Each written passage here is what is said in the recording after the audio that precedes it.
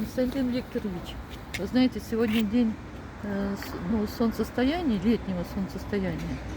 И вот мы стоим перед пединститутом, новым зданием, вот оно новое тоже создается. И вот когда-то в 2000 году здесь была, я работала здесь, и вот 29 лет. И вот здесь над пединститутом была двойная радуга. А когда человек видит радугу, в Библии написано: увидишь радугу, знаешь, что Господь перед тобой стоит. И вот как только это я увидела, сразу пошли эти строки. Изморозь на улице, красота кругом, под ногами снег искрится серебром. Праздник новогодних мыс он нам дает, радости нам хочется, и душа поет.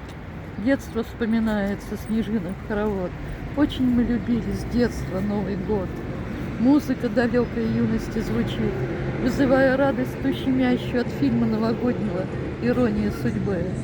Вспоминая вечер новогодний, где встречались мы, в канун тысячелетия над землей кони, радугу небесную, символ тот величественный, когда сам Господь небесную дугою осветил поток. И душа и разум встрепенулись вдруг. Трудным, но разумным оказался путь. Ведь в образовании та основа вся, как образов давания, сущность бытия.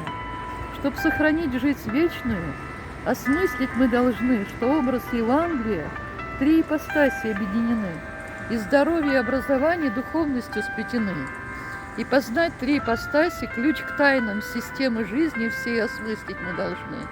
И познать, озвучить, наконец, образ мысли, слова, как важны они.